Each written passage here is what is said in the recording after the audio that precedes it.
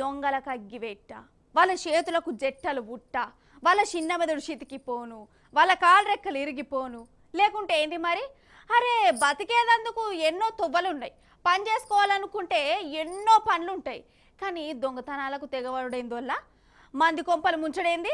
రోజు ఏదో ఒక జాగల ఏదో ఒక దొంగతనం అయితేనే ఉన్నది కదా. అయితే కొందరు దొంగలకు పైసల మీద, నగల మీద, నెక్లెస్ల మీద విరక్తి పుట్టినట్టు ఉన్నది. అందుకే ఇప్పుడు ఏం ఎత్తుకబోతుర్రో చూడురు మీరు.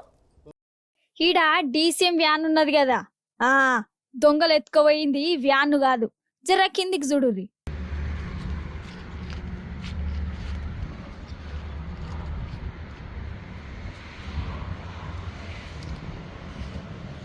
చూసిర్రా, ఈడ బ్యాటరీ ఉండాలి కానీ లేదు, మాయమైంది.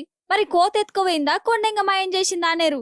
దొంగలు ఎత్తుకుపోయిరోల్లా ఇగో ఈడ రోడ్డు మీద ఆపిన ట్రాక్టర్ బ్యాటరీని కూడా మాయం చేసిర్రు.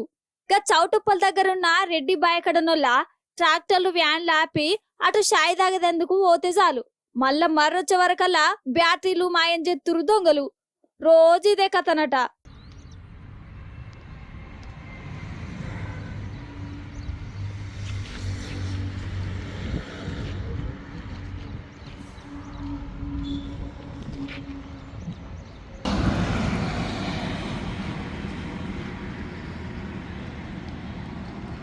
అసలు ఈ దొంగలను ఏం చేయాలల్లా? వీళ్ళు 500కు 1000కి కిరాయిలకు నడుపుకుంటారు. జరంతా సల్లబడదామని అటు పక్కకు జరగంగానే ఈ దొంగలు గీతీలు రెచ్చిపోతుర్రు.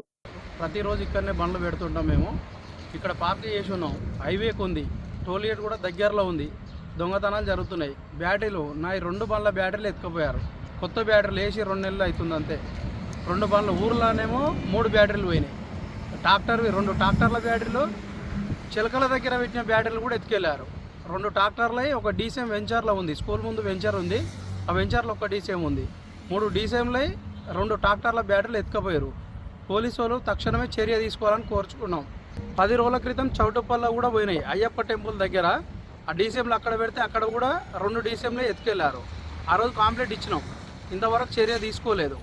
హాగన్నట కథకున్న వాడెత్తు గుడిని, గుళ్ళున్న లింగాన్ని మాయం చేసినంటే గిదే కావచ్చు. ఆఖరికి బ్యాటరీలను, పయ్యలను, ట్యూబులను కూడా ఇడిచిపెడతలేరు వాళ్ళ దొంగలేశంకున్న వాడెత్తు.